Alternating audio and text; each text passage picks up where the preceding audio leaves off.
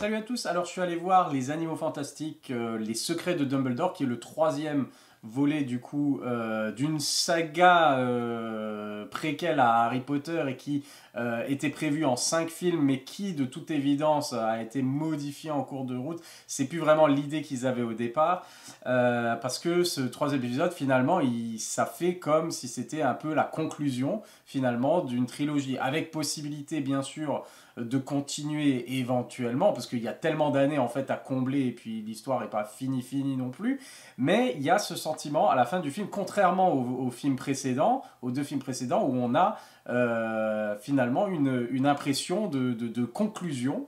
Vraiment, et je trouve du coup c'est une des forces du film qui est pas exceptionnelle, mais en même temps on lui demandait pas de l'être parce que on a tendance maintenant à trop en attendre. En fait, j'ai l'impression de voir un film. Alors, on veut que chaque film qu'on aille voir, ce soit le meilleur film qu'on ait jamais vu. Et si ça atteint pas ce niveau-là, eh ben, on dit que c'est de la merde, grosso modo, et que c'est un navet. Et j'ai l'impression, en fait, à force de justement de squatter un peu Twitter ou certaines critiques, des choses comme ça, que il y a plus de, en tout cas pas chez les critiques professionnels, mais chez les spectateurs en général, bah, comme moi de toute façon, des fans ou voilà, qui donnent leur avis. On a tendance à être trop, voilà, tout est génial ou alors tout est pourri. On perd la nuance. Et du coup, ben, ce film-là, comme les deux autres, finalement, se situe entre les deux. C'est pas exceptionnel, c'est pas un chef-d'œuvre du tout, mais c'est un bon divertissement qui se laisse regarder et qui a quand même de grandes qualités, malgré certains petits défauts qu'ils ont conservés comme les deux précédents. Et du coup, alors, pas de spoiler dans cette critique, ça sert à rien de toute façon, il n'y a pas, y a pas de grosses révélations, il y a des petits easter eggs, mais je sais même pas si on peut appeler ça du fan service finalement, parce que je veux dire, c'est cohérent avec ce qui va suivre, donc ça annonce, ce qu'il y a dedans, ça annonce qu'on sait déjà, quoi. Donc il n'y a pas vraiment de gros spoilers ou de choses comme ça par rapport au film, donc il n'y a rien à spoiler. Et ce que j'ai bien apprécié, enfin bon, je vais commencer par dire les petites choses qui fâchent, mais ça c'est déjà par rapport à la saga depuis le départ. Alors moi j'aime bien les films Harry Potter, mais je suis pas non plus un énorme fan. Je trouve que plus ça va, moins j'étais, on va dire, dedans. Et les Animaux Fantastiques, ça, ils retrouvent un peu cet aspect de, il faut qu'il y ait des moments, il faut qu'il y ait certaines scènes, il faut qu'il y ait certains moments, comme pour les Harry Potter, mais les Harry Potter c'est normal parce que c'était les livres, alors il fallait suivre une certaine logique, une certaine progression, et puis certains grands moments, des choses comme ça, et on essaye voilà, de faire correspondre, parce qu'il faut réduire tout ça à un film de 2 heures et demie, et du coup il faut essayer de trouver des raccourcis qu'il faut, etc. etc. Et j'ai trouvé qu'avec les Harry Potter, au fur et à mesure, plus ça allait, et moins j'étais investi dans l'histoire, parce que j'avais pas, bah, comme j'ai pas lu les livres, j'avais pas les backstory, les origines de chaque personnage ou ce qu'ils ont fait dans le livre mais qu'on voit pas là et tout. Et ça fait que j'étais pas investi vraiment dans les personnages et ce qui se passait. Et voilà, je les ai pas trouvé super intéressants. Les Animaux Fantastiques, il gagnait un peu par rapport à ça quand même, le premier film, parce que c'est comme s'il recommençait au début et qu'il n'y avait pas on va dire, d'événements préétablis, qu'il fallait absolument une histoire qu'il fallait suivre absolument. Et donc J.K. Rowling a écrit le scénario des deux premiers, toute seule. Et il y avait quand même en fait des petits soucis, je trouvais. Même si j'étais un petit peu plus investi, ça manque, je trouve, de grands moments qui m'en mettent plein les yeux ou qui me font vraiment ressentir quelque chose, la magie vraiment de ce qui se passe. Et le premier film était sympa aussi, pareil, et ça changeait un peu parce qu'on n'était plus dans tout le monde Harry Potter avec tous les personnages et tout le truc, donc il pouvait repartir un peu à zéro, et j'ai trouvé que c'était pas mal de nous montrer comment un autre aspect voilà, du monde des magiciens dans d'autres pays, à New York justement, et ça j'avais trouvé pas mal, les personnages étaient sympathiques, donc j'ai plutôt bien aimé le premier. Le deuxième, je crois que j'ai préféré le deuxième en fait au premier, alors que le premier j'avais bien aimé, en admettant que le deuxième avait un gros problème. Alors de toute façon tous ces films, et le troisième inclus, ont des soucis de rythme pour moi. Parce qu'il y a des moments qui alors, sont pas forcément nécessaires, des fois où on se dit ils auraient pu un peu éviter de traîner là-dessus et passer directement, aller droit au but, voilà, et pas prendre, voilà, faire des petites scènes qui servent pas à grand chose, etc. Et donc il y a des problèmes de lenteur, je trouve, et de rythme, de longueur dans ces films-là. Ou alors il faut les rétrécir un petit peu et puis ils seraient beaucoup plus peut-être un peu péchus et divertissants, mais bon. Et le deuxième, j'avais bien aimé, mais c'était pas dans l'ambiance, parce on est parti dans quelque chose de plus sombre, et ça j'appréciais. Et d'ailleurs, attention, le troisième, pour les enfants, ça devient chaud quand même. Hein, bon, c'était déjà voilà, assez sombre des fois dans Harry Potter. Là, ils ont mis encore, ils ont mis la barre encore plus haut. Mais bon, et du coup, le deuxième, j'avais trouvé qu'il était sympa, mais super décousu au niveau de l'intrigue. En tout cas, j'arrivais pas. On est dans le film, et en fait, des fois, on comprend pas pourquoi, comment certains personnages, en fait, arrivent à un certain point, et est-ce que tout a été prévu à l'avance par Grindelwald, et est-ce que ils se retrouvent tous au Père Lachaise, et puis. Et en fait, ça manquait de cohérence. C'est genre, attends, comment ils sont arrivés là encore? Pourquoi ils sont là encore? Qu'est-ce qu'ils recherchent tous? Quel est leur...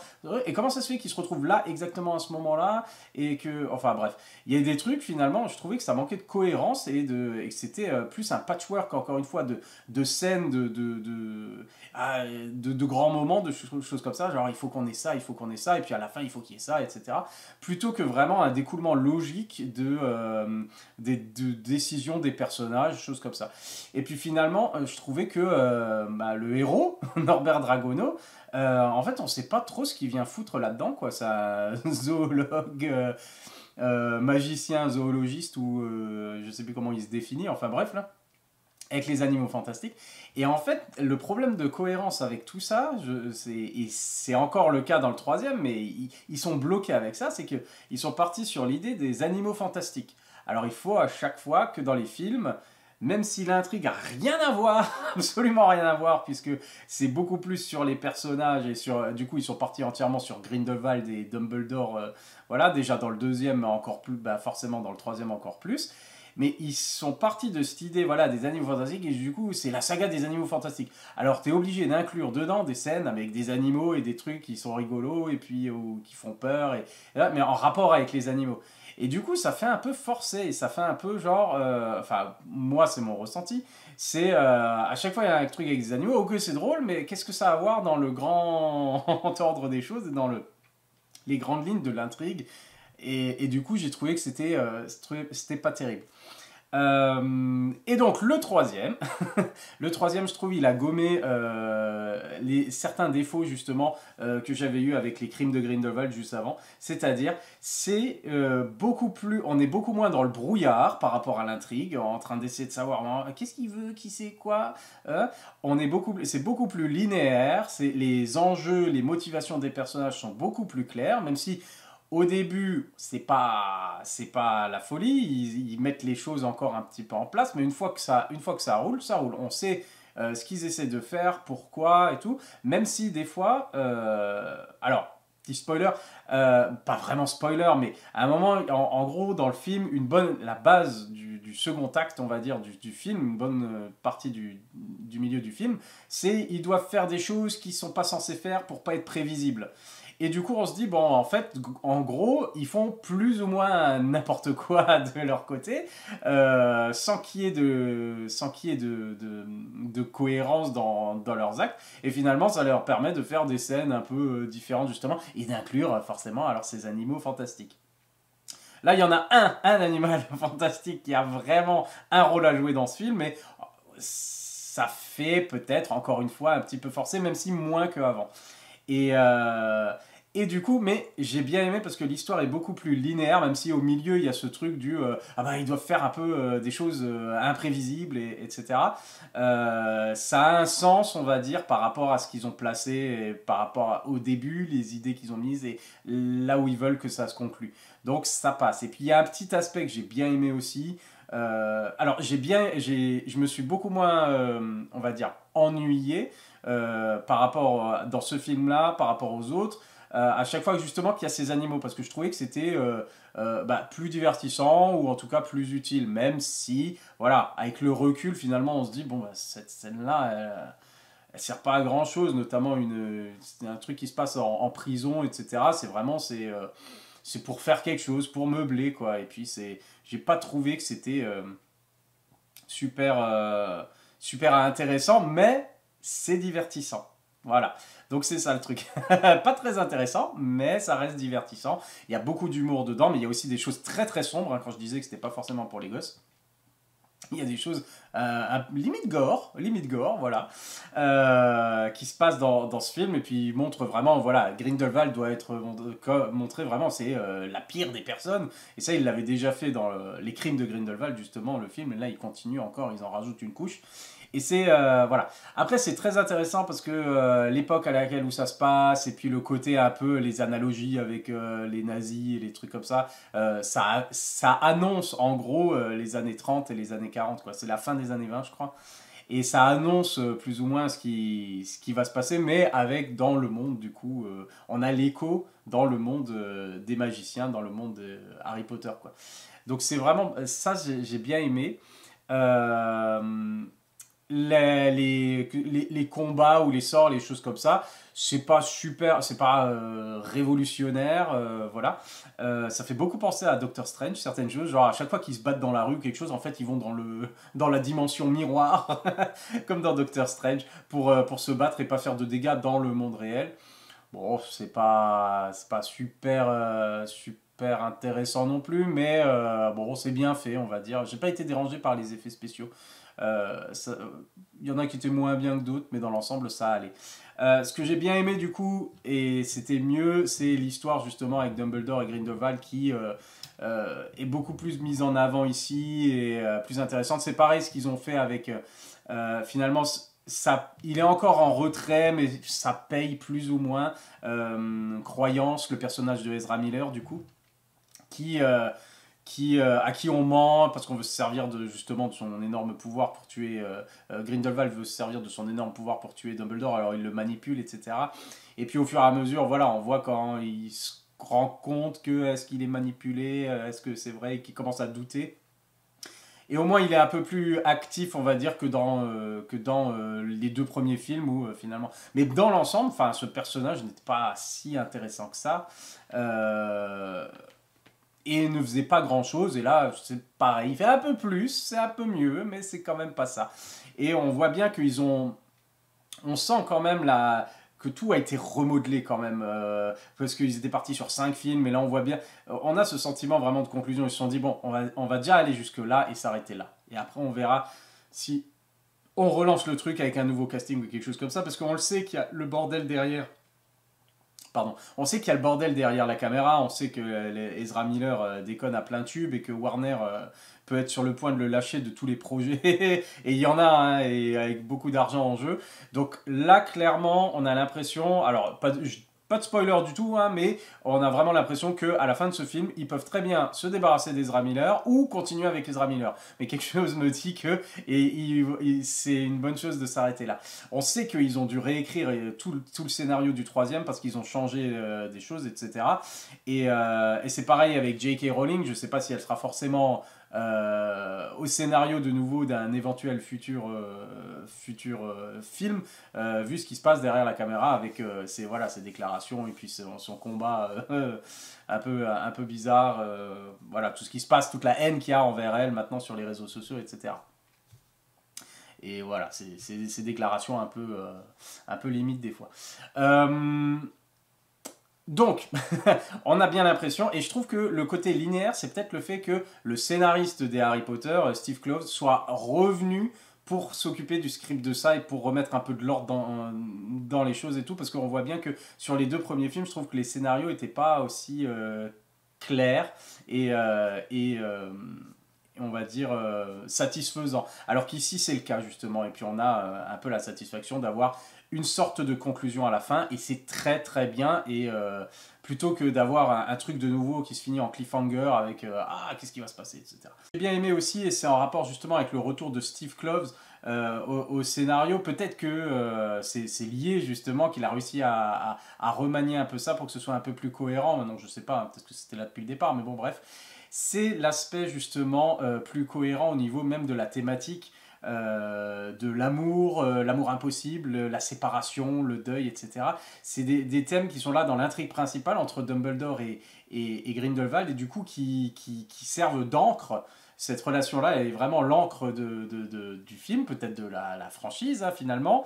Et autour, on a les sous-intrigues qui font écho à ça, parce qu'il y a d'autres personnages dans d'autres relations qui sont aussi amoureux, et c'est difficile, ça marche pas, ça peut marcher, etc.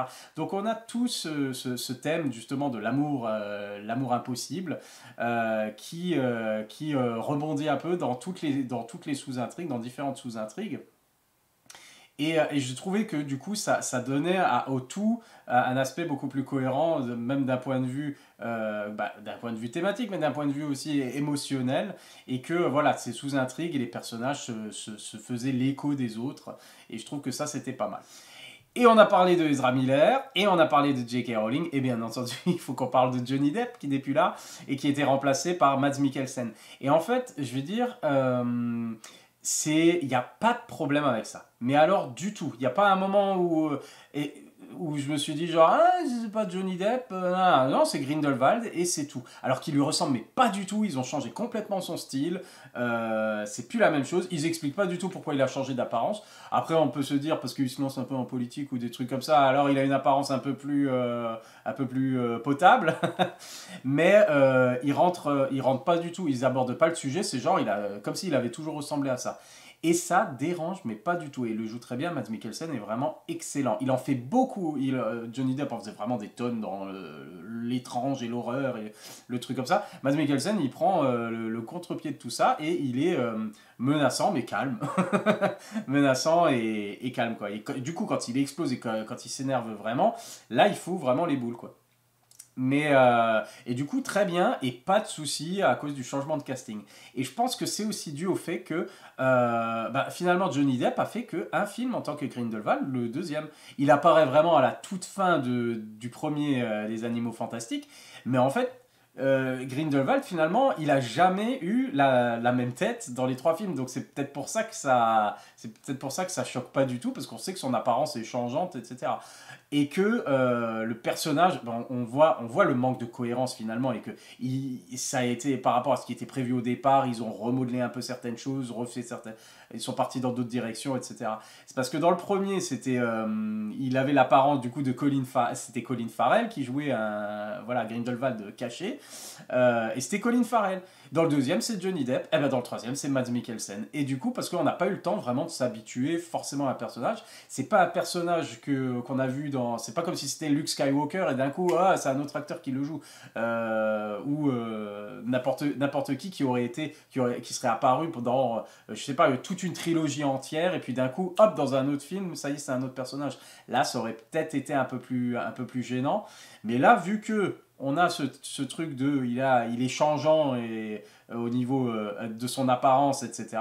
On a eu du coup Colin Farrell d'un côté, je me fonds dans la masse. On a eu Johnny Depp dans Les Crimes de Grindelwald, où je montre vraiment comme je suis horrible, une personne horrible à l'intérieur. Et là, on a un entre-deux avec Mads Mikkelsen où je suis horrible, mais j'essaie d'être respectable.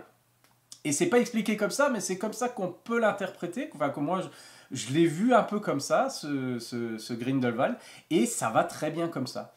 Et j'ai bien aimé, du coup, toute l'histoire avec Dumbledore, etc. Et puis leur pacte de sang, et puis comment ça fonctionne le truc, qu'ils peuvent pas s'agresser, etc. Je trouve que c'était des bonnes idées. Et du coup, dans l'ensemble, on voit aussi qu'ils ont remélangé un peu, rebattu les cartes, et qu'ils se disent, bon alors, de quel personnage on a vraiment besoin, quels personnages fonctionnent vraiment, et lesquels on va utiliser pour la suite. Parce que, voilà, on a l'impression que, je sais plus comment s'appelle l'actrice Catherine, je sais plus, enfin bref, qui jouait Tina, du coup, l'aurore new-yorkaise, on va dire, que rencontre Norbert Dragono, elle est pas du tout, elle est pas du tout dans le film, grosso modo. Elle est pas là, Watterson, je crois, quelque chose comme ça, ouais, Watterson. Enfin bref, elle est pas dans le film parce qu'ils se sont dit, ce personnage, par rapport à ce qu'on fait, il sert pas vraiment à grand chose. Alors, hop, à dégager. Voilà, et ils ont quand même récupéré, c'est pareil, ils ont récupéré le personnage de Jacob, alors j'ai pas le nom de l'acteur, mais qui est le personnage, on va dire, comique et un peu le cœur aussi des Animaux Fantastiques, parce que c'est le moldu qui arrive là et qui... C'est un peu nous, quoi, les spectateurs de tous les trucs ouf qui se passent. Et voilà, il trouve sa place parmi eux et c'est un personnage plutôt sympa. Après, au niveau cohérence, il sert pas à grand chose non plus. Il n'y a pas un grand intérêt à l'avoir. Pourtant, ils l'ont gardé parce que bon, les gens l'aiment bien. C'est ce qu'ils font. Il fonctionnait bien dans les autres films, etc. Et puis voilà, par rapport aux autres personnages, par rapport à Queenie, par rapport à Norbert Dragono, etc. Et j'ai eu moins de problèmes avec Norbert Dragono dans ce film-là, parce que c'est pas un personnage que j'apprécie beaucoup, et puis je trouve pour un personnage principal, justement, il y a je sais pas, il n'y a pas trop d'intérêt à ce qu'il soit là, et ce que ce soit lui qui fasse toutes ces missions de fou. Là, c'est un peu plus cohérent, parce qu'il y a un truc à avoir vraiment avec les animaux, du coup, qui est plus intéressant. Donc, je l'ai trouvé vraiment sympa, ce film, malgré, encore une fois, quelques longueurs, malgré quelques petites incohérences, et puis des choses qui servaient pas à grand-chose. Mais honnêtement, j'ai passé un bon moment. C'est pas exceptionnel, mais c'est très bien, et c'est divertissant. Et si on met de côté, en fait, du coup, bah, tout ce qu'on sait de J.K. Rowling, ce qu'on sait de Johnny Depp, ce qu'on sait de Ezra Miller, et ce qu'on sait du tout, on va dire, la réalisation chaotique finalement ce troisième volet, eh ben, c'est pas si mal que ça finalement quand on sait par quoi ils sont passés. Et du coup, ce que j'apprécie finalement, c'est que, je l'ai déjà dit, et ça fait, voilà, la trilogie elle est bouclée. Maintenant, arrête d'appeler ça les animaux fantastiques. Laisse tomber les animaux et fais une part sur autre chose, sur une vraie histoire, etc. On n'a plus besoin de Norbert Dragono. Il y a vraiment, on a cet aspect de conclusion.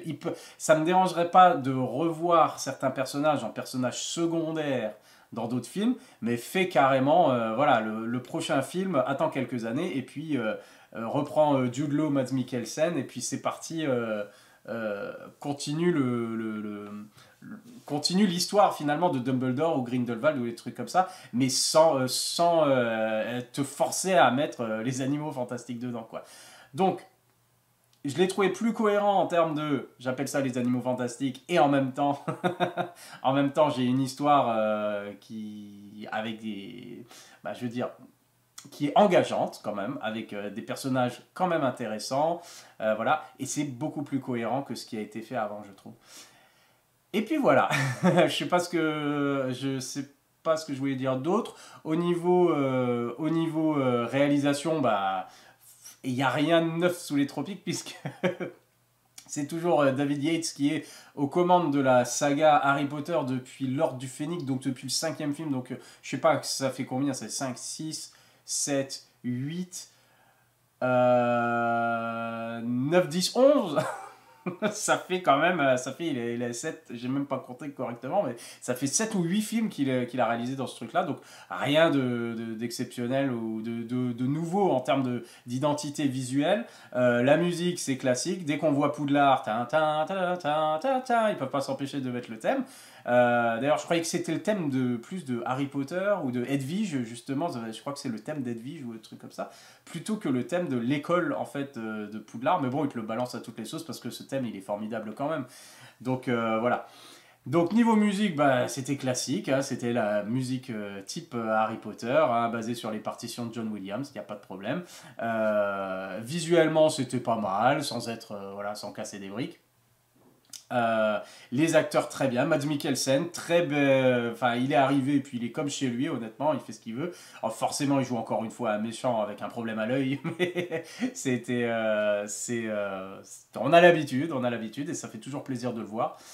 Et comme dit, bien en termes de... bon, on a compris qu'on devait s'arrêter là, pour l'instant, et réfléchir avant de commencer à justement remettre des choses, à annoncer des choses pour d'autres films. Donc, ça fait conclusion et ça fait plaisir. Voilà. Et c'est là que je m'arrête aussi pour la critique.